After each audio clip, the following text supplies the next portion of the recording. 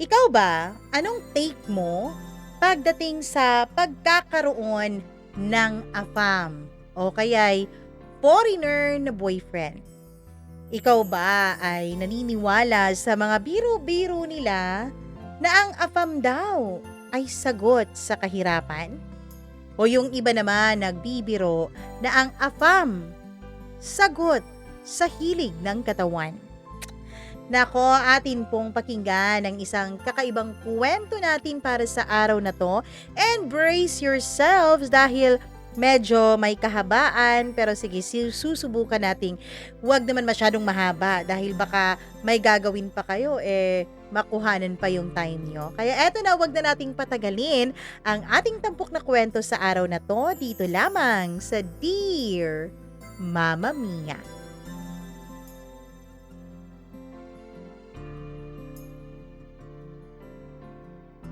Ang sabi nila, mapa-foreigner o Pinoy man ang lalaking iibigin mo, lahat daw yon ay sasaktan ka lang.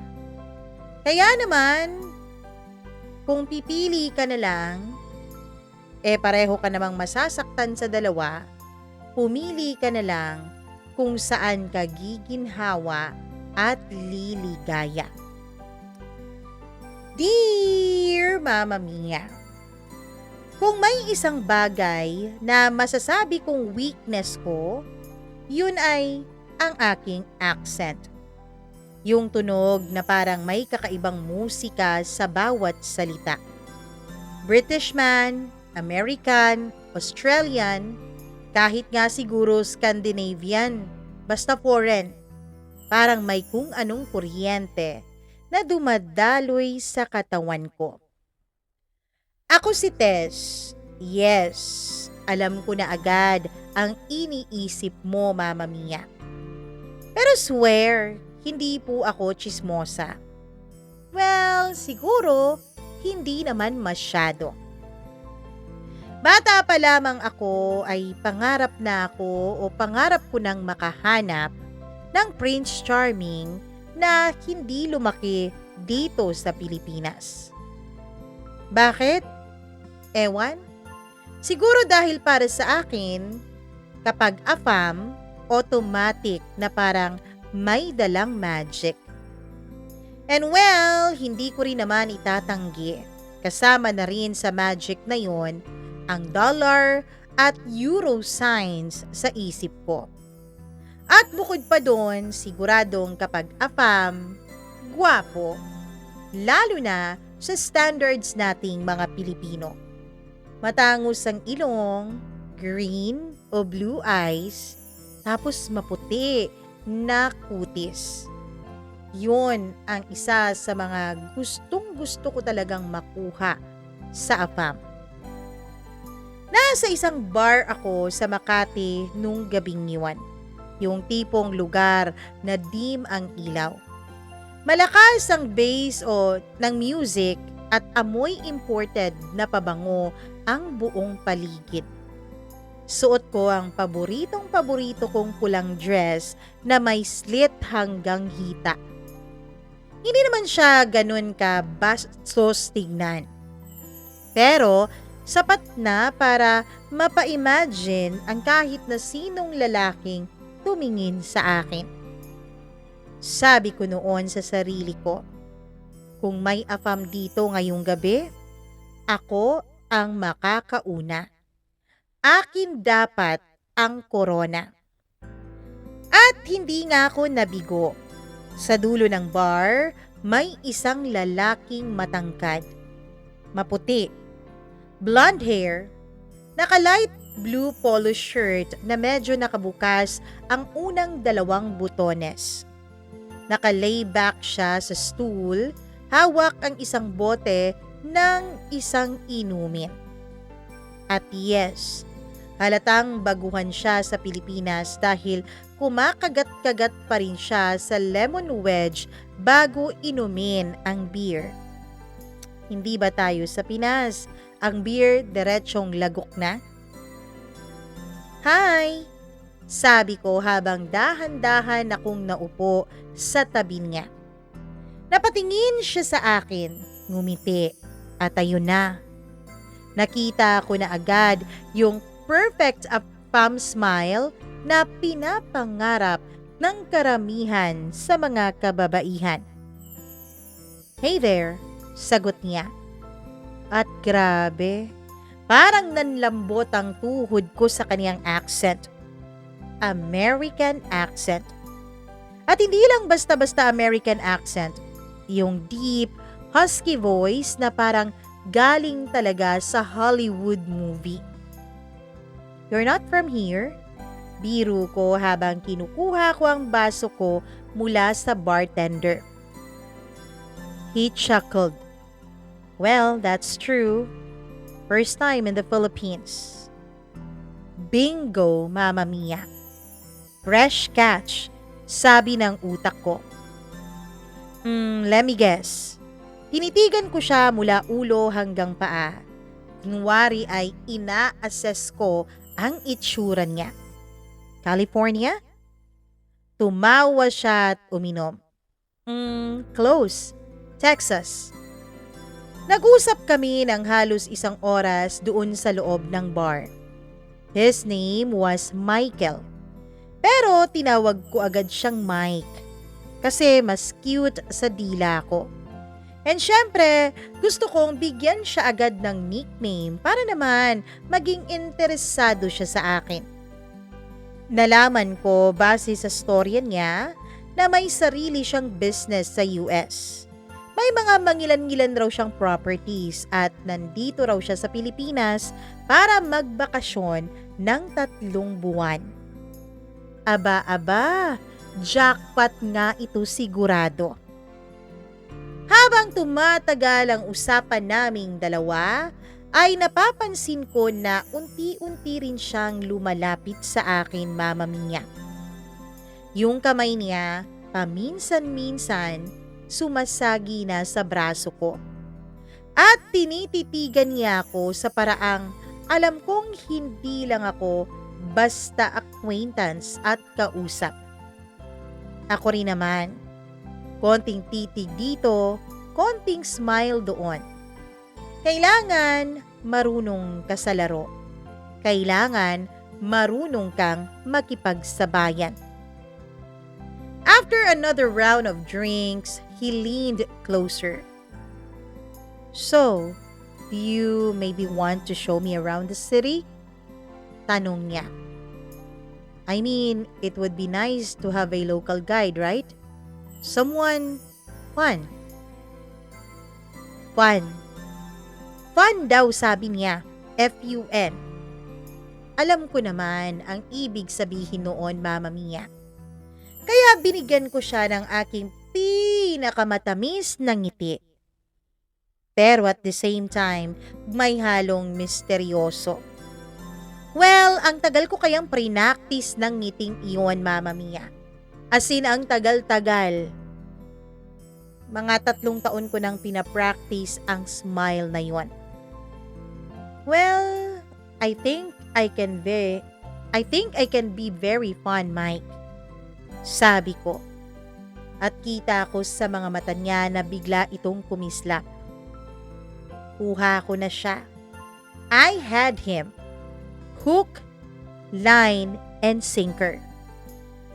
Ang hindi alam ni Mike, sa bahay namin sa Pasig ay may 2 batang natutulog. Mga anak ko kay Ricky. Ang matagal ko ng live-in partner. Hindi niya rin alam na wala talaga akong plano sa forever sa mga afam na katulad niya. Para sa akin, ang mga afam ay investment lamang. Temporary happiness in exchange of a steady financial help. At habang umuwi ako nung gabing yon, dala ang number ni Mike at ang promise na magkikita kami kinabukasan para sa kanyang city tour, hindi ko maiwasang mapangiti sa aking sarili, Mama Mia. Sa laro ko, ako ang laging nauuna. Pero hindi ko alam, Mama Mia, may araw din pala na ang manlalaro ay malalaro. Kinabukasan, 10:00 pa lamang ng umaga ay nasa lobby na ako ng isang 4-star hotel sa Makati. Mabango ang buong paligid. Yung tipong halatang mahal ang air freshener. Hindi yung nabibili lamang online na wala pa sa tigwa 100 ang presyo. Nasa harap ako ng salamin. Nag-aayos ng aking buhok habang hinihintay ang pagbaba ni Mike. Suot ko nung mga panahon na yon ay isang white off-shoulder blouse na malambot ang tela, paired with denim shorts na sakto lang ang iksi para magpakita ng alindog ng aking legs. Pero hindi yung nagmumukhang bastusin ha. City tour look ika nga sa sarili ko. Pero may kasamang konting pang-aakit para naman kahit matapos ang city tour na yon ay hinding-hindi ako makakalimutan ni Mike. Nakita ko siyang bumababa mula sa elevator. Fresh na fresh ang kanyang itsura. Naka-white polo shirt na medyo fit sa kanyang katawan, paired with khaki shorts. Ang bango niya. Hindi yung amoy na matapang sa ilong na pabango, kundi yung malinis, bagong ligo na may hint ng mamahaling cologne and aftershave. Paglapit niya, ngumiti siya at tumingin sa akin mula ulo hanggang paa. "Wow, Tess, you look amazing," sabi niya habang bahagyang hinawakan ang balikat ko. Ramdam ko agad ang init ng palad niya kahit saglit lang yon, Mama Mia. "Thanks," matipid kong sagot na may kasama ring matipid na ngiti. "Ready for our tour?" tanong ko. "Definitely. But I'm more interested in the guide than the sights." Biro niya. At ayun na nga, Mama Mia, nagsimula na ang aming city tour. Una naming pinuntahan ang Intramuros. Naglakad-lakad kami sa cobblestone streets, nagpa-picture sa tabi ng mga lumang pader. Paminsan-minsan, dinadaman niya ang likod ko para i-guide ako o para hindi ako matisod. Yung hawak na yon, kahit medyo mabilis lang, ay parang may kuryenteng dumadaloy sa balat ko. Sa Port Santiago, habang naglalakad kami sa lilim ng mga puno, ay huminto siya saglit para ayusin ang tali ng sintas ng kaniyang sapatos. Pagtayo niya ay tumitig siya sa akin. "You know, this place is beautiful, but not as beautiful as you." Nakakatawa kasi halatang cliche ang sinabi niya. Pero sa accent niya, Mama Mia, para bang naging biglang sincere ang pakiramdam ko sa mga salitang iyon. Pagkatapos namin sa Intramuros ay nagpunta kami sa isang rooftop bar sa BGC para kumain ng lunch.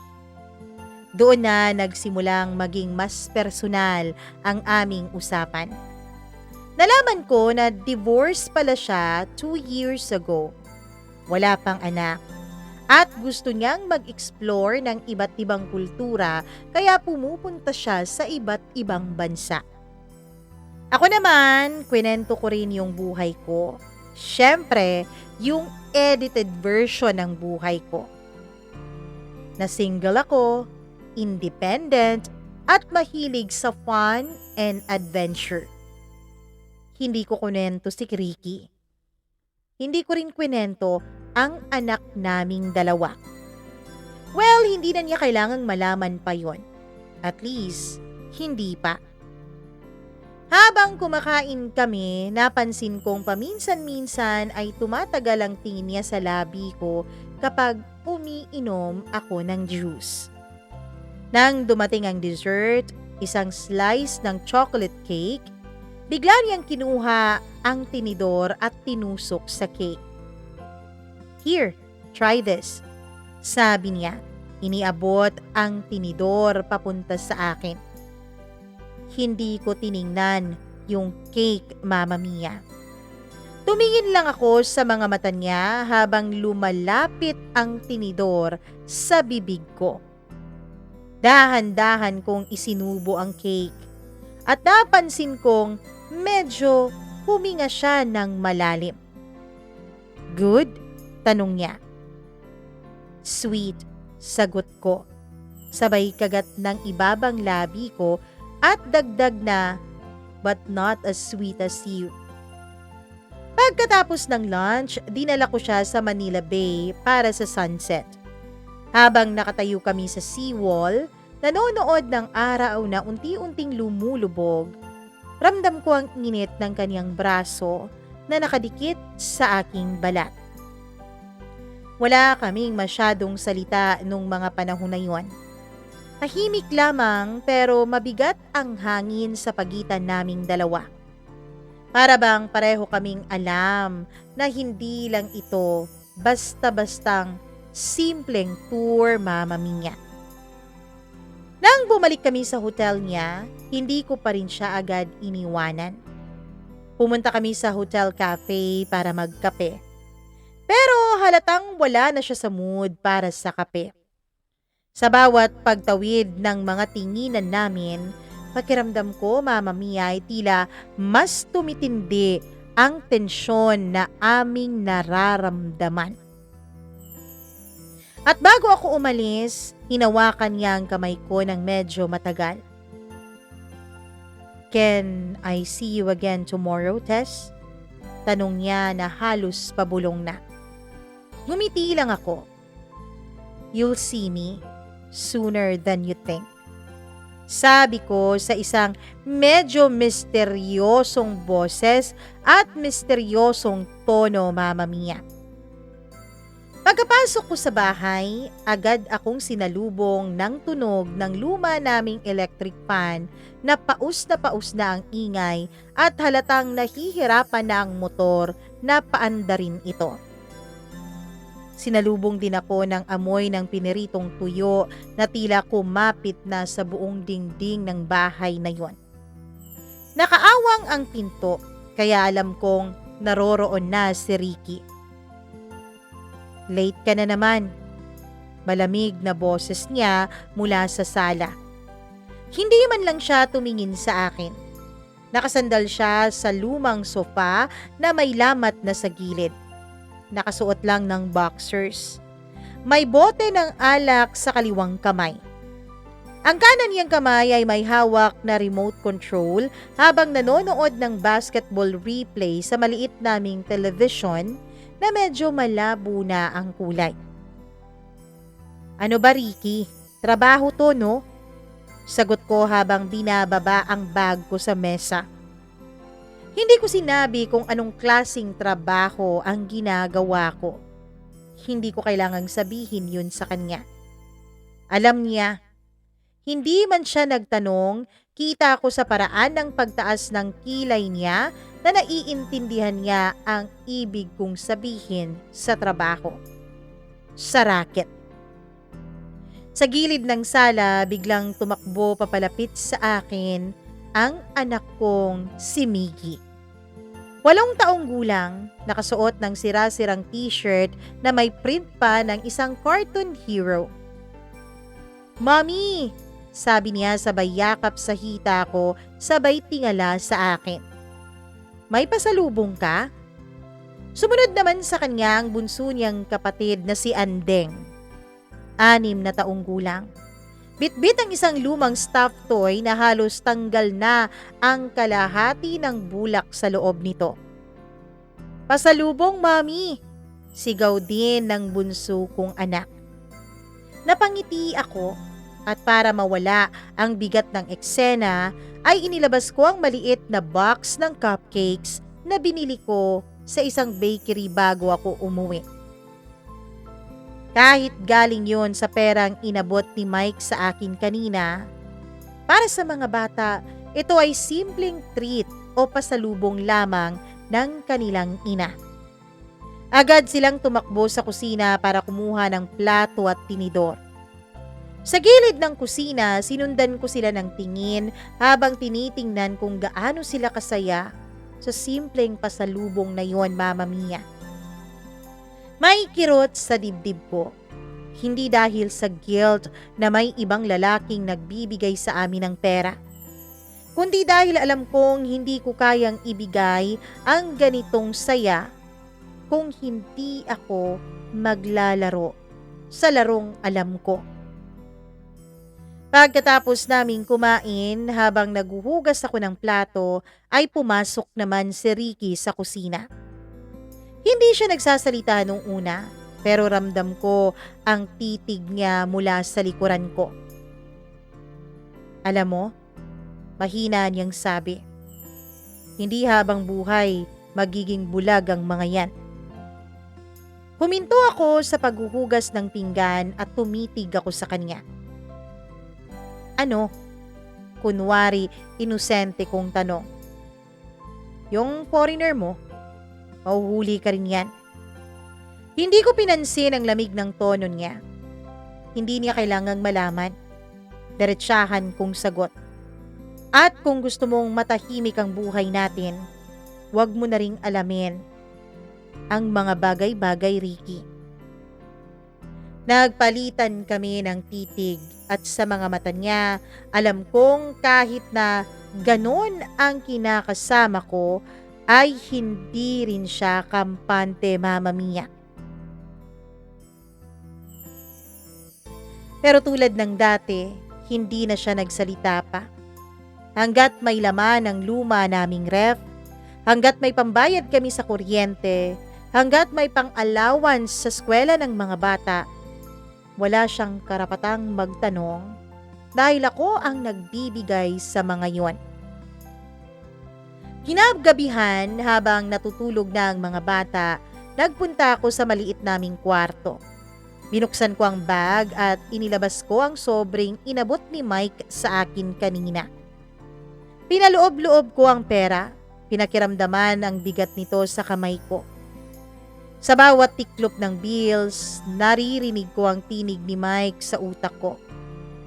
Here, just in case you need to buy something. Humingiti ako ng mag-isa. Oo, Mike, I do really need something. At habang hawak ko ang perang yun, mas malinaw sa akin ang plano ko.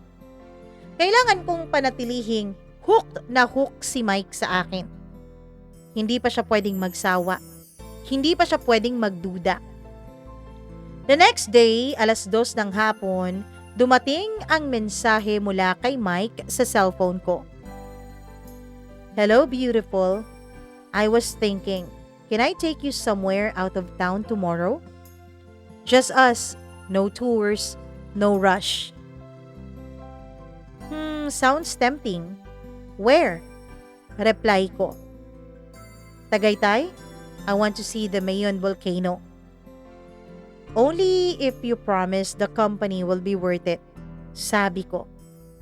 It always is. Napangiti ako habang binabasa ko yung chat niya. Hindi lang siya nahuhulog. Siya pa talaga ang gumagawa ng paraan para mas lalo siyang mapalapit sa akin. At yun ang gusto ko, Mama Mia. Dahil kapag ganon, ibig sabihin, siya na mismo ang bibigay sa mga nais ko. Gabi na nang bumalik si Ricky mula sa pag-inom sa kanto. Ano pa bang bago? Ganon naman siya lagi. May amoy alak at yosi siya at tumingin lang siya sa akin habang ako ay nag-aayos ng bag na dadalhin ko kinabukasan. Ano yan? May lakad ka na naman ba bukas? Tanong niya. Pero walang ka-interes-interes ang kaniyang tono. May racket lang. Sagot ko ulit at hindi na ako nag-abala pang magpaliwanag sa kanya. Sa isip ko noon, habang nakahiga na ako sa kama, hawak-hawak ang cellphone ko. Iniisip ko kung paano ko ba gagawing mas espesyal ang bukas para kay Mike. Kasi sa larong ito, kailangan hindi lang siya basta-basta mabighani. Kailangang mahumaling siya hanggang sa hindi na siya makaalis pa. Maaga akong nagising kinabukasan. Parang isang estudyanteng excited na sumama sa field trip. Bago pa sumikat ang araw ay naligo na ako, Mama Mia. Inabot ang white off-shoulder top na manipis at presko. Tapos, tulad nung dati, sinamahan ko ulit ito ng denim shorts na bahagyang may punit sa gilid para may konting pasilip ng hita.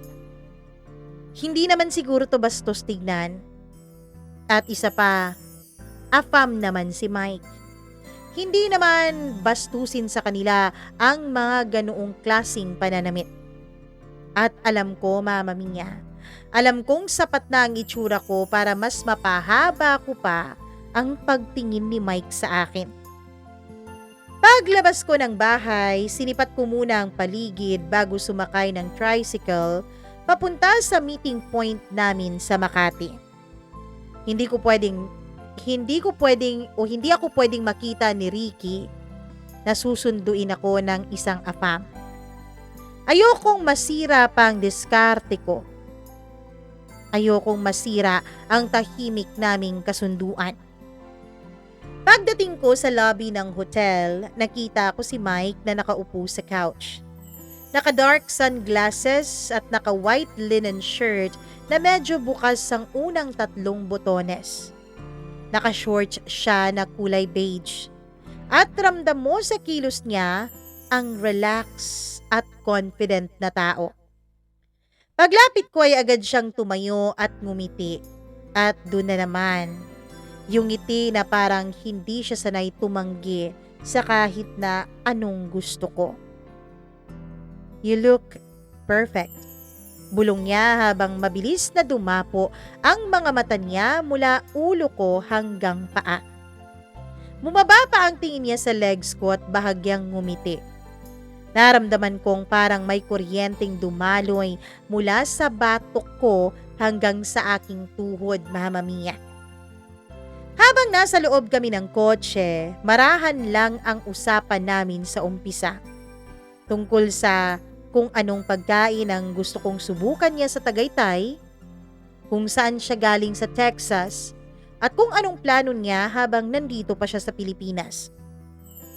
Pero paminsan-minsan, nahuhuli ko siyang nakatingin sa akin ng matagal.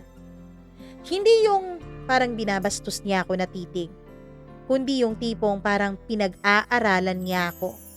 At parang tinatandaan niya ang bawat detalye ng itsura ko. Sa isang punto, napadikit siya sa akin habang nagpapakita ng litrato sa cellphone niya. Isang ranch sa Texas.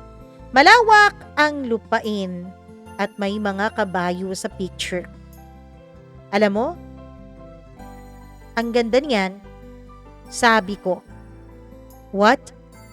I mean, the place looks nice. You'll look good here, sabi niya sa akin. Tiningnan ko siyang muli at ngumiti. Careful, Mike. Words like that make girls like me dream. Sumagot siya agad. Then maybe I should make those dreams real. Hindi ko alam pero kinilig ako sa mga sinabi niya, Mama Mia. Pagdating namin sa Tagaytay, malamig ang hangin. At sa bawat dampi ng hangin sa balikat ko, nararamdaman ko rin ang bahagyang paglapit niya. Para bang gusto niyang yakapin ako pero pinipigilan niya ang sarili niya. Dinala ko siya sa isang resto na may perfect view ng Taal Lake. Naupo kami sa corner table na may salamin sa paligid. Habang naghihintay ng mga in-order naming pagkain, hinawakan niya ang kamay ko sa ibabaw ng mesa. Hindi mahigpit ang hawak na yon, hindi rin naman pilit. Sakto lang para iparamdam na gusto niyang maramdaman ang init ng aking katawan. I'm glad that I met you, sabi niya sa mahinang boses. Napangiti ako at bahagyang kinagat ang labi ko. Again, careful with that lines, Mike. Maybe I'll believe you. Then believe me, sagot niya kaagad.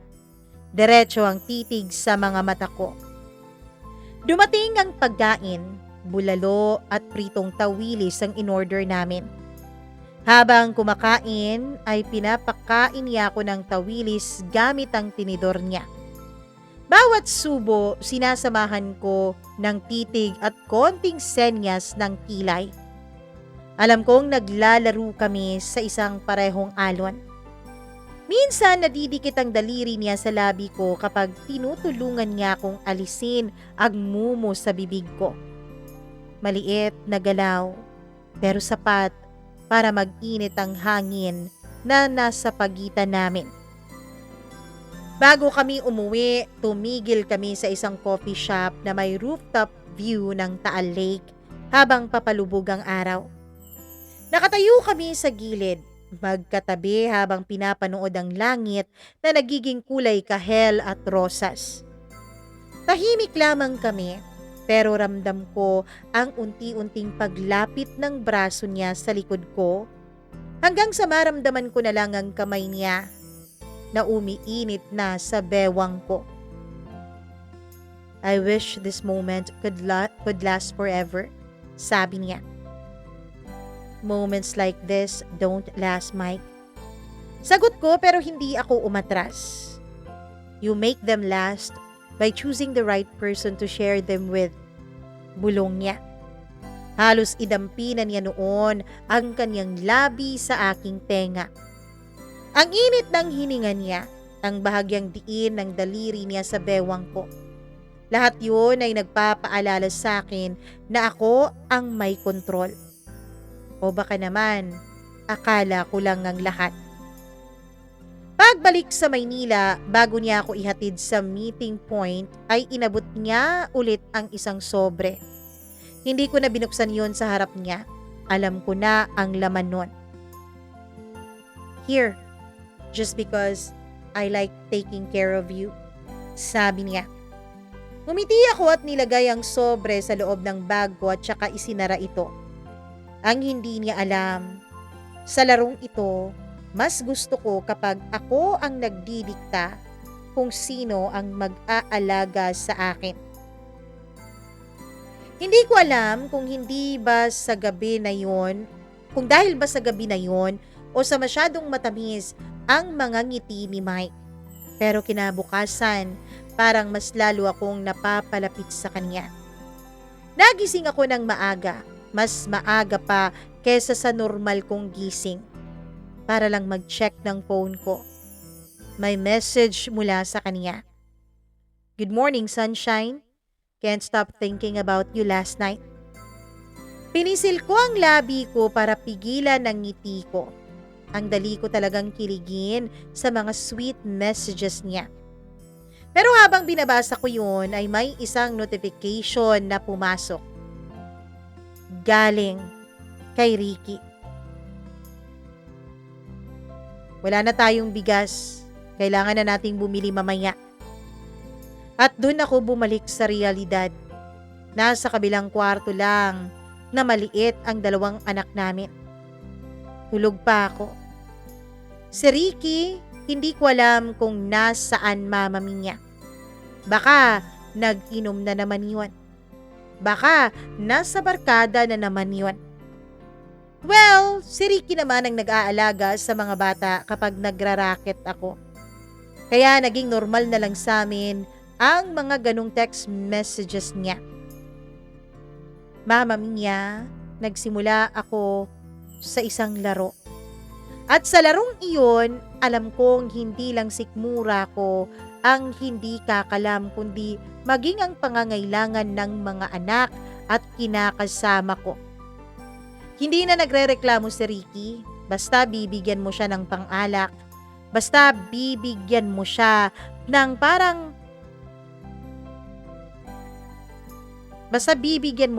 parang panglibre niya sa kanyang mga kabarkada. Pagdating ng tanghali, wala nang mga bata sa paligid. Nag-video call kaming dalawa ni Mike. Mama Mia, inisip ko nung mga panahon na yon. Ano kayang mangyayari sa larong ito? Hindi ko naman first time na nakipaglaro sa mga AFAM.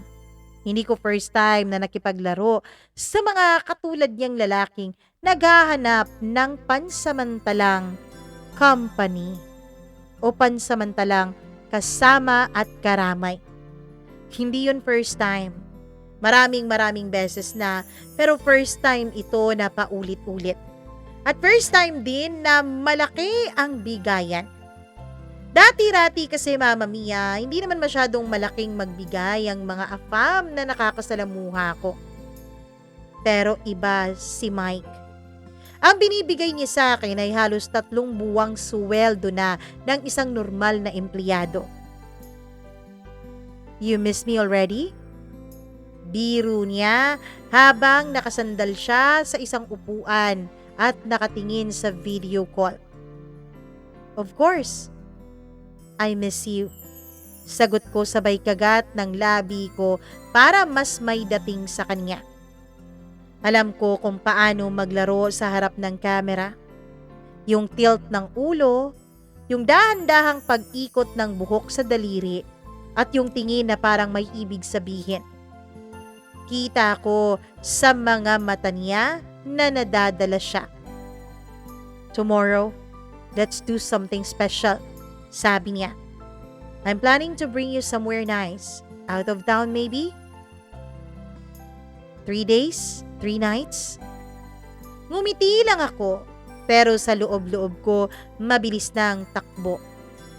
Out of town. 3 days, 3 nights daw. Paano ko ba sasabihin yon kay Ricky? Ang usapan kasi namin ay uuwi ako araw-araw para sa mga bata. At syempre, para na rin daw makampante siya. Kinagabihan habang nakahiga na kaming dalawa ni Ricky sa kama, naglalaro lang siya sa cellphone niya at ako naman ay nakatingin sa kisame. Milagro. Milagro na hindi siya lasing ngayon. Iniisip ko kung paano ko paglalapitin ang dalawang mundong halos magkakabanggaan na. Mama Mia, ayoko naman na masira kaming dalawa ni Ricky. Kasi kahit ganyan siya, kahit na lasenggo siya, palabarkada, at kung tutuusin, walang silbi bilang ama. Kung pinansyal na aspeto ang ating pag-uusapan, ay ayoko pa rin namang mawala si Ricky sa akin.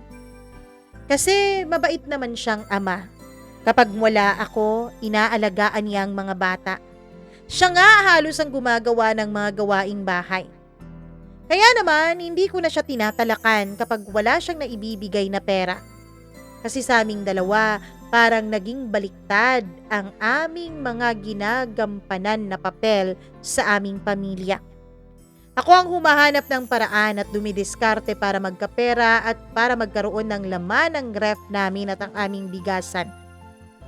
Habang siya naman ang nag-aalaga sa mga bata, sinisiguradong malinis ang mga ito bago pumasok sa eskwela. Pero ayoko ring pakawalan na ngayon si Mike.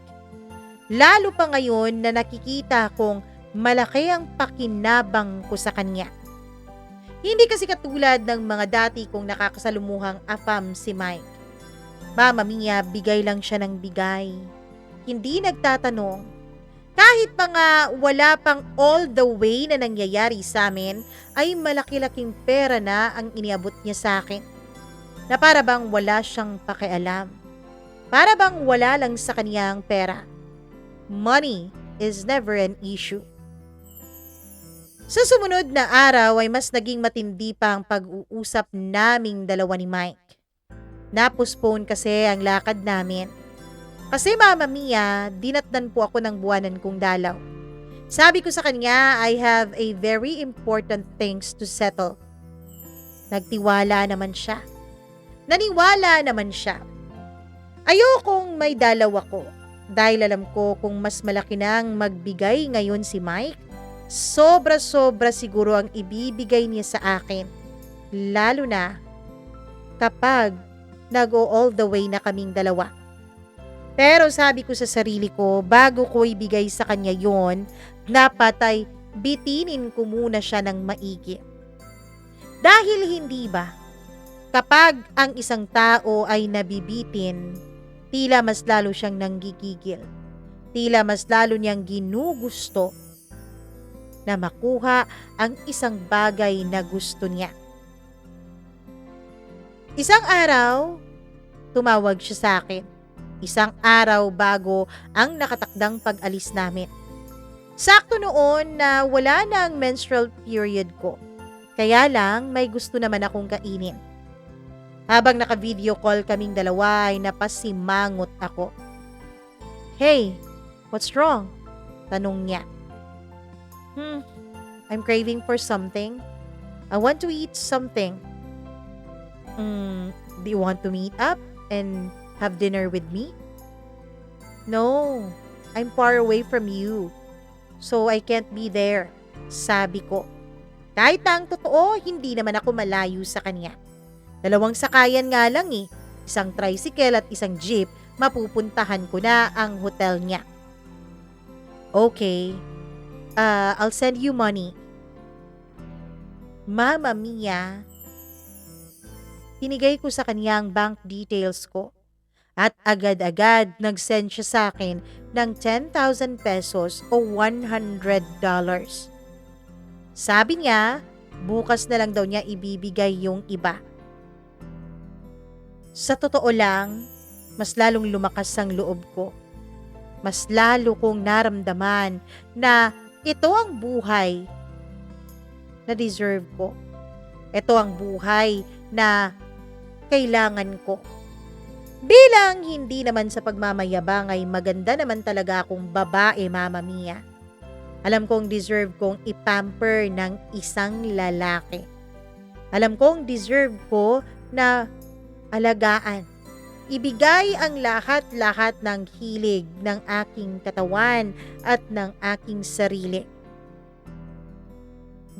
Kinagabihan ay nagpaalam ako kay Ricky. Alis ako bukas. May racket ako. 3 araw akong mawawala. Maybe 4 na araw siguro ang pinakamatagal.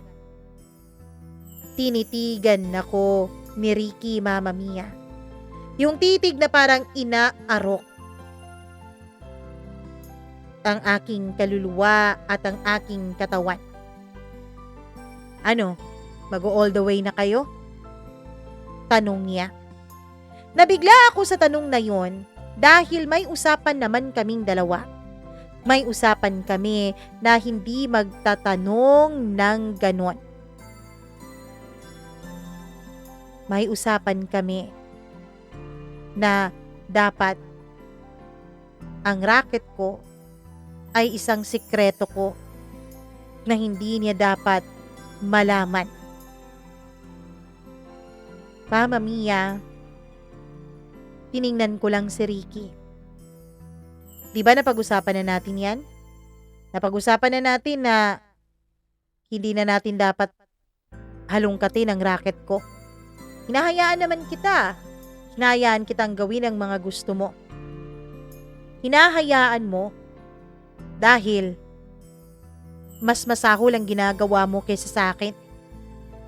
Nagulat ako sa sinabi niyang yon. Anong mas masahol? Ricky, baka nakakalimutan mo. Itong ginagawa ko, ito ang paraan natin para makakain ng maayos. Ito ang paraan natin para makabayad ng mga lecheng bayarin na yan. Ito ang paraan natin para mabigyan ng buhay na nararapat sa kanila ang ating mga anak. Paraan mo lang, sigaw niya. Oo, paraan ko. Bakit? May ginagawa ka bang paraan, ha? Sa galit niya noon dahil medyo na-trigger ata siya sa sinabi ko, ay nagdabog siya, Mama Mia. Sakto naman noon na wala ang mga bata sa bahay dahil hiniram ng mga magulang ni Ricky. At anong gusto mong palabasin? Na wala akong kwentang lalaki? Na wala akong kwentang ama at wala akong kwentang kinakasama? Ikaw ang nagsabi niyan, Ricky, hindi ako. Kaya hanggat wala ka pang naibibigay, hanggat hindi mo pa kayang punan ang mga bagay na binibigay ko sa pamilyang ito, manahimik ka at huwag mo akong pigilan. Tumalikod ako sa kanya, Mama Mia. Pagkatalikod ko ay medyo naggalit siya.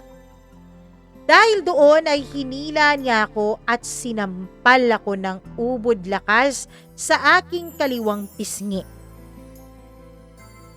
Nagulat siya sa kanyang nagawa. Nakainom naman kasi si Ricky nung mga panahon na yon. Sa sobrang galit ko dahil first time niya akong nasaktan ng pisikal ay tinulak ko siya ng pagkalakas-lakas. Sumigaw ako, Mama Mia. Yung sigaw na puno ng galit. Anong karapatan mong saktan ako, ha? Hindi ikaw ang nagpapalamon sa akin, Ricky. Kung naiinis ka na, kung ayaw mo na, umalis ka. Hindi naman kita pipigilan eh. Sigaw ko. Doon ay parang nahimasmasan siya. Tumalikod siya at sa kanyang mga mata ay tila ba humihingi siya ng tawad sa kanyang nagawa.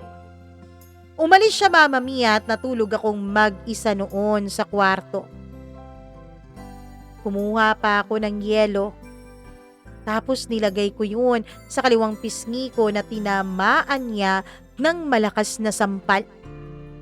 Inis na inis ako. Iyak ako ng iyak sa sobrang galit na nararamdaman ko. Doon ko inisip, Mama Mia. Doon ko inisip na mas mabuti yatang totohanin ko na ang pang-aafam ko. Mas mabuti yatang totohanin ko na kung anong meron sa aming dalawa ni Mike. Kinabukasan, maaga akong nagising. Nagluto ako ng itlog at kumain. Habang kumakain ako ay dumating si Ricky. Pasensya ka na kagabi. Nakainom lang ako. Nakainom ka lang? Ano ba yun, Ricky, ha? First and only time mo ba yung gagawin sa akin o yun na ang simula ng pananakit mong pisikal? Sorry na. Tess, sorry na. Hindi mo naman siguro ako masisisi kung bakit ako nagkaganito, 'di ba?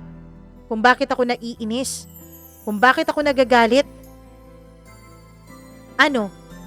Nagsiselos ka? Tanong ko. Hindi pa ba obvious, Tess? Nagsiselos ako.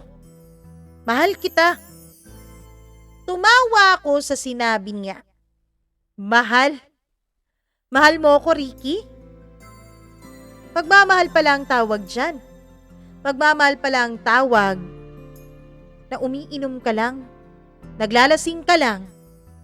Pagkatapos, hindi ka gumagawa ng paraan para mabuhay tong pamilya natin. Hindi ka gumagawa ng paraan para mabuhay mo ang mga bata na ikaw naman ang may gawa. Alam mo namang sinubukan ko, Tess. Nag-apply ako ng trabaho. Pero hindi ako matanggap-tanggap. Hindi ka matanggap-tanggap, Ricky, kasi yung pinag-a-applyan mo, yung mga malalaki ang sahod. Porke graduate ka? Gusto mo na malaki ang sahod agad? Tess, alam mo naman, 'di ba? Graduate ako. At anong gusto mo, ha? Magko-construction ako? Anong gusto mo? Magpapabrika ako? Ricky, ang dami-dami ng graduate sa mundo. Ang dami-dami ng graduate dito sa Pilipinas. Tingnan mo nga yung kapitbahay natin. Graduate yan. 'Di ba? Nursing. Pero hindi naman nahihiya na magtrabaho sa call center, ah. Bakit hindi mo subukan mag-call center? Alam mo naman, Tess, ayoko sa ganyang trabaho. Hindi ako marunong mag-Ingles. Hindi ako magaling dyan. Yan ang hirap sa'yo, Ricky.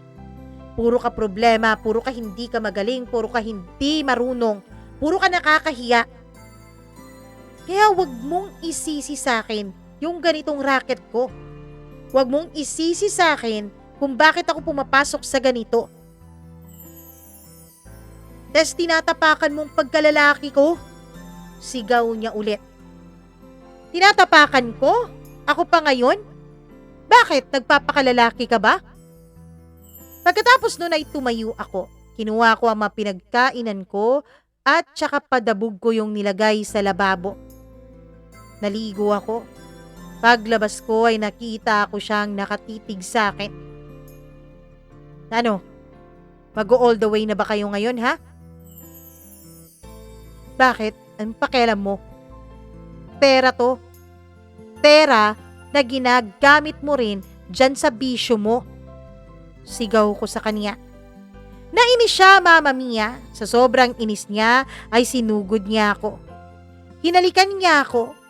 Pilit niya akong inihihiga sa kama. Bago siya mauna sa'yo, uunahan ko muna. Umalis ka nga dyan, Ricky. Ang baboy mo. Ang baho-baho mo. Amoy alak ka pa. Kakaligo ko lang. Sigaw ko sa kanya. Naging mapilit siya kaya wala na akong naging choice pa noon kundi sipain ang pagkalalaki niya ng ubod lakas. Namilipit siya sa sobrang sakit. Pagkatapos noon ay tumayo ako. Kinuha ang bag ko at iniwanan siya, Mama Mia. Pumunta ako dun sa hotel kung saan naka-check-in si Mike. Pagdating ko doon ay kitang-kita ko na naman ang kislap sa kanyang mga mata. This time ay naka-miniskirt lang ako at naka-spaghetti strap na kulay pink. Pagkatapos noon ay kinuha niya ang aking dalang bag. Sabi niya may naghihintay na raw sa amin sa labas. Isang kotse na siyang magdadala sa amin kung saan man niya ako dadalhin. Pumunta kami ng Zambales, Mama Mia, sa isang resort. Pagpasok pa lang namin sa loob ay agad niya akong niyakap at siniil ng halik. Pagkatapos niya akong halikan ay nagsorry siya sa akin. Sabi niya nadala lang daw siya. Nadala lang daw siya sa pananabik niya sa akin. Ilang araw na rin kasi kaming hindi nagkikita. Well, eto naman talaga ang gusto ko. Eto naman talaga ang nais ko. Yung manggigil at tuluyan nga siyang manabik sa akin. I'm sorry. I'm sorry I got carried away. Sabi niya. It's okay. But please be gentle. Don't rush to things. Anyways, we'll stay here for 3 nights, right? 3 nights, right? Tanong ko. Ngumiti siya. Pagkatapos nun ay nag-freshen up kaming dalawa at lumabas at kumain sa hotel. Kinagabihan, Mama Mia, ay hindi na talaga napigil ang mga pangyayari. Oo. Binigay ko na ang sarili ko kay Mike. Inisip ko noon, Mama Mia, seseryosohin ko na si Mike. Inisip ko noon, iiwanan ko na si Ricky. Kapag naging kaming dalawa ni Mike at kapag pinakasalan niya ako, alam ko, hindi lang buhay ko ang magbabago, kundi maging ang buhay ng mga anak ko. Yes, Mama Mia. Sabi ko sa sarili ko, si Mike na ang seseryosohin ko. Bukod sa magaling naman talaga siya sa kama, dahil medyo bata-bata pa siya kesa sa dun sa mga ibang afam na nakasama ko na dati, ay magbibigay pa niya sa akin ang mga bagay na hindi kayang ibigay ni Ricky o ng kahit sino pa mang mga lalaki. Pinag-igihan ko talaga. Kung dati ay ginagalingan ko ang laro para mas talo silang mahumaling sa akin at magbigay ng marami, ngayon, Mama Mia, pinag-igihan ko ang laro para mahumaling siya at para maisip niyang pakasalan ako. Sa ikalawang gabi namin sa loob ng hotel room, kung saan ginawa namin ang lahat-lahat ng pwede naming gawin, ay bigla siyang nagsabing, iba raw ako sa mga babaeng nakasama na niya dati. Sabi niya, Mama Mia, baka ako na raw talaga ang matagal na niyang hinahanap na babae. What do you mean? Tanong ko. Well, maybe you can process your visa. In 2 weeks, I'll go back to US. Process your visa. I'll give you money. I'll pay for everything. You follow me, okay? We'll get married there. There? Why not here? Tanong ko. Kumislap ang kanyang mga mata. What do you mean? Are you sure? Are you really willing to marry me? Tanong niya. Yes, of course, I'll marry you. I love you. Pagsisinungaling ko. Yes, pagsisinungaling kasi Mama Mia, wala pa naman pong pagmamahal na namamagitan sa amin. Hindi ko pa naman siya mahal dahil ilang araw pa lang naman kaming magkasama. Pero sabi ko sa sarili ko, hindi ko na pakakawalan pa ang lalaking ito. Hindi ko na pakakawalan pa si Mike. Pagkatapos ng 3 gabi namin dun sa hotel ay umuwi kami. Binigyan niya ako ng malaking halaga. 6 digits, Mama Mia. Sabi niya, asikasuhin ko na raw ang lahat ng kailangan namin para makapagpakasal kaming dalawa bago pa man siya bumalik sa US. Para instead of fiancé visa, ay spouse visa na ang kukunin niya sa akin para makasunod ako sa kanya. Agad akong pasikretong kumilos. Pasikreto akong kumuha ng Sinumar o Certificate of No Marriage. Inisip ko noon. Tsaka ko na lang po problemahin kung paano ko ipagtatapat sa kanya ang tungkol sa mga anak ko. Sa ngayon, ang gusto ko lang muna ay maikasal kaming dalawa. Dumaan ang halos 1 linggo. Handa na halos ang lahat para sa kasal namin. Sinabihan ko na ang mga magulang ko. Nung una ay nagalit sila, Mama Mia. Lalo pa nung nalaman nilang walang kaalam-alam si Ricky tungkol sa ginagawa ko. At wala ring kaalam-alam si Mike tungkol kay Ricky at sa mga bata. Sigurado ka ba talaga dito sa ginagawa mo, ha, Tess? Tanong ng mama ko. Ma, hindi lang naman ako makikinabang dito. Pati kayo ni Papa, ng mga kapatid ko. Pagkatapos naming magpakasal ni Mike, iiwan ko sa inyo ang mga bata. Total, akin naman ang mga custody ng mga yan. Kasi ako yung ina, single mother ako dahil hindi naman kami kasal ng ama nila. At lasenggo yung ama nila, hindi yan papaboran ng DSWD. Pero alam mo bang magulo tong pinasukan mo? Walang hindi kayang solusyonan ng pera. Pag nakalis na ako papuntang Amerika, siguradong magiging maginhawa na ang buhay nating lahat. Mama Mia, alam kong nag-aalinlangan pa rin ang mga magulang ko. Kaya lang, alam ko rin na katulad ko ay naghahangad din sila ng mas maginhawa at maalwan na pamumuhay. Kaya pumayag sila. Pero Mama Mia, 3 araw bago ang nakatakdang kasal namin ni Mike, ay nakatanggap ako ng isang mensahe mula sa kanya. Check your email. Yun lang ang sinabi niya. Na-excite pa naman akong mag-check dahil akala ko kung ano na. Akala ko mga papeles na nagsasabing ipaprocess na niya para makapunta ako ng US o kung ano pa man. Pero pagbukas ko ay nagulat ako, Mama Mia. Mga screenshots ng picture ko, picture namin ni Ricky, kasama ng mga bata.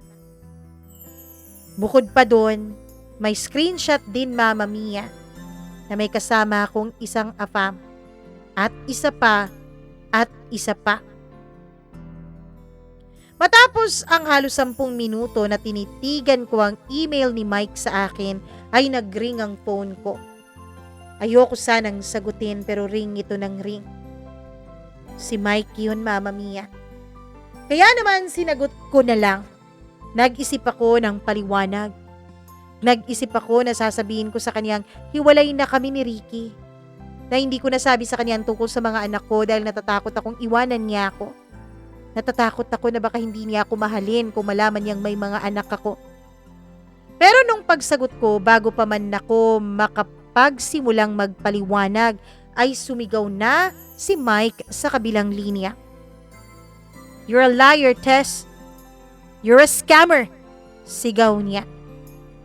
No, no, Mike, you don't understand. I do understand now. You scam foreigners like me for money. For what? For your family. What do you want me to do, huh? Marry you and give you everything? And after that, you will go back here in the Philippines and marry that bastard? Sigaw niya. Gusto ko sanang magpaliwanag pero pinatay na niya ang telepono. Kahit hindi pa ako nakabihis ay agad akong sumakay ng tricycle papunta sa sakayan ng jeep. Gusto kong magpaliwanag kay Mike ng personal. Pinuntahan ko siya sa hotel, Mama Mia. Pero pagtanong ko doon sa attendant o sa reception area ay sinabi nilang naka-check out na raw si Mike kanina lang. Tinatawagan ko siya. Pinaparing ang phone niya pero hindi niya sinasagot. Chinachat ko siya. Nagmamakaawa ako sa kanya na hayaan niya akong magpaliwanag. Nagmamakaawa ako sa kanya na pakinggan niya ako, na mahal ko siya. Pero hindi na umandar o hindi na naging effective para sa kanya ang pagpapakyut ko, ang pagpapaawa ko. Wala nang silbi yun sa kanya, Mama Mia. 3 araw, hindi na nagre-ring ang phone niya. Pagkalipas ng 4 pa na araw, hindi ko na rin makita ang social media account niya. Blinak na niya ako, Mama Mia. Gumawa ako ng panibagong account pero ganun din. Nung nalaman niyang ako yun ay blinak niya. In short, Mama Mia, hindi po natuloy ang kasal naming dalawa ni Mike. At napag-alaman kong walang ibang may gawa noon kundi si Ricky. Nalaman niya pala ang sikreto kong planong magpakasal kay Mike. Nakita niya pala ang sinumar ko na tinago ko sa ilalim ng kama. Sa sobrang inis niya, sa sobrang galit niya, binukon niya ako kay Mike. Sabi niya, Mama Mia, alam niya raw na hindi niya ako mapipigilan. Sabi niya kapag kinumpronta raw niya ako, alam niya raw na gagawin ko ang lahat para matupad ang kasal naming dalawa ni Mike. Kaya ang ginawa niya ay sinundan niya ako. Sinundan niya ako kung saan ako nagpupunta at inalam niya ang tungkol kay Mike. Nalaman niya ang hotel nito at yun ang naging dahilan kung bakit nagkausap silang dalawa at pinadala niya kay Mike ang mga screenshots na yun.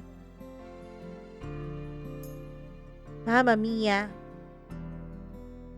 lahat ng plano ko nawala na parang bula. Lahat ng iniisip ko na magiging magandang buhay namin ng mga anak ko ay naglaho sa isang iglap. Sa ngayon, Mama Mia, back to basic pa rin ako.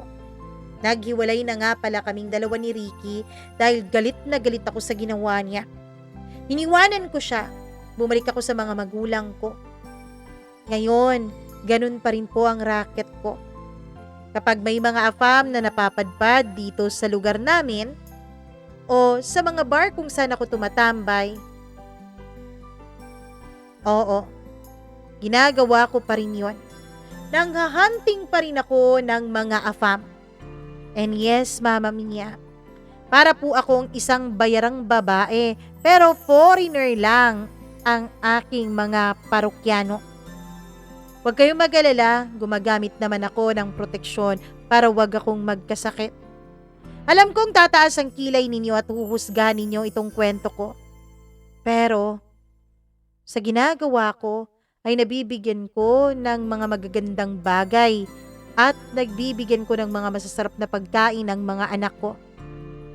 Wala na akong balita pa kay Ricky. Ang huling pagkakaalam ko, sabi ng mga magulang niya, ay umuwi raw ito ng probinsya. Hindi ko na alam kung nagkaroon ba siya doon ng panibagong babae o nagbago na ba siya doon o nalasenggo pa rin. Sa ngayon, naghahanap pa rin ako ng isang lalaking kagaya ni Mike. Hoping na baka may mahanap ako. Hoping na baka meron na talagang lalaking magpapakasal sa akin. Maraming salamat po, Mama Mia.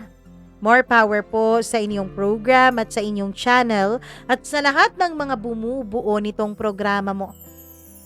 Lubos na gumagalang. Tess.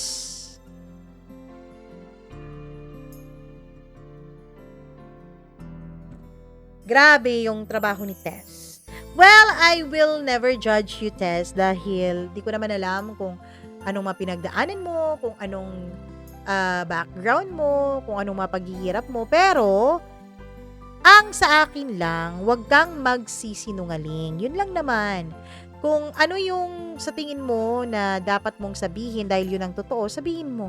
Kung may afam kang makikilala tapos sa tingin mo, seseryosohin mo na, sabihin mong may mga anak ka, wag mong itago. Dahil dyan sa pagsisinungaling, dyan talaga nasisira ang lahat ng mga diskarte na sana ay makakapag-alwan na sa atin sa kahirapan, hindi ba? Kasi kung nasabi mo lang siguro kay Mike, baka natanggapan niya ang tungkol sa mga bata. For sure, hindi niya matatanggap ang tungkol kay Ricky, ano? Pero kung nasabi mo lang tungkol sa mga bata, baka natuloy pa yon. Pero siguro hindi mo yan destiny. Anyways, Tess, ang wish ko ay makahanap ka na talaga ng totoong kaligayahan at totoong malinis na source of income. Para naman di mo na kailangan gawin yan. Alam mo naman, 'di ba, habang lumilipas ang oras, lumilipas ang panahon, tumatanda tayo. Nangungulubot ang balat natin, nangungulubot ang mga ano natin. So, alam mo na, baka, dumating ang panahon, malosyang ka na talaga ng tuluyan, tapos wala ka pa ring ipon, wala ka pa ring steady source of income. Anong mangyayari sa inyo? Anong mangyayari sa'yo? Sa ngayon, isipin mo ang future. Isipin mong lumilipas ang panahon, tumatanda, pumapangit at kumukulubot tayo. Baka sa ngayon okay pa kasi maganda ka pa, fresh ka pa tignan. Paano next time? Paano next year? Paano the year after that? So sana mag-isip ka na ng ibang paraan para mabuhay at ibang paraan para maitaguyod ang mga anak ni mo. Ayun. Anyways, maraming salamat sa iyo, Tess, sa pagtitiwala mo nitong ating program, sa pag-share mo ng iyong kwento. At syempre, ikaw na nakikinig ngayon, hinihikayat kitang i-share at i-like mo itong video ni Tess at huwag mong kalimutan na mag-subscribe dito sa channel natin at i-click ang notification bell. Uy, oo nga pala, bukas, sa Monday na, wag bukas. Sa Monday, which is September 1, I think, may ibabalita ako sa inyo. May gagawin tayong panibagong channel, pero iba naman ang atake ng channel na to. Ganito pa rin, story pa rin, pero iba. English, tapos iba talaga siya. So, i-announce ko kung ano yung channel para naman masubscribe nyo rin, okay? Iba ang content doon. Anyways, maraming thank you sa inyong lahat at huwag kalimutan na mag-subscribe kung hindi pa subscriber dahil nakatayo pa rin ang ating pangarap na magkaroon ng 100,000 subscribers by the end of this year. So sana tulungan niyo po ako, maawa na po kayo. At syempre, wag nating kalimutan ang ating mga members na talaga namang andito pa rin sa atin. Hello ako kay Maria Elena Abe, kay Maureen Tugab, Angeline Puwaso, Gimaras Girl, Easy Gale, Mila Raduban at Freaky. Maraming salamat sa inyong pagtitiwala at pag-join talaga bilang member dito sa channel natin. Kung hindi pa kayo member at kung naku-curious kayo kung ano or what's the membership all about. Nako, yan ba magi-English? Di marunong ma-pronounce. Charot lang. Ayan, tignan nyo sa baba nitong ating channel. May nakalagay na join button. Pwede nyo po yung i-click tapos kayo na po ang mamili. Kayo na po ang mag-discern kung tama bang magpa-member kayo. Kayo nang bahala. Anyways, hello muna ako sa ating mga masusugid din na tagapakinig. Hi ako kay Dins Lumigid. Hello rin kay Rose Eunice. Maraming salamat. Ed Santos. Kay Gimaras Girl Asinsyeng. Maraming thank you. Hi Maureen Tugab. Hello rin ako kay Ryan Baludio. Maraming thank you, Ryan Baludio. Ayon, maraming salamat sa comment mo. Ang puso ko po ay natutuwa. Hi din ako kay Margie Flores, Lina Ladeza, Virgil Lopez, and hello din ako sa mga nakikinig sa atin all the way from Taytay, Rizal. maraming salamat. Gideon Estrellan, maraming salamat. BTS X Army, hi! At sa lahat po ng ating mga tagapakinig, thank you so much sa inyong walang sawang pagsuporta at pagmamahal. Kung kayo ay mayroon pong sariling kwento na nais nyong ibahagi dito sa channel natin, ayan ang ating email address sa baba. Mag-send kayo ng kwento dyan, mamamiacdo0317@gmail.com. mamamiacdo0317@gmail.com. Maraming salamat. Mahal ko po kayo. Mwah, mwah, mwah. Paalam. Ingat po.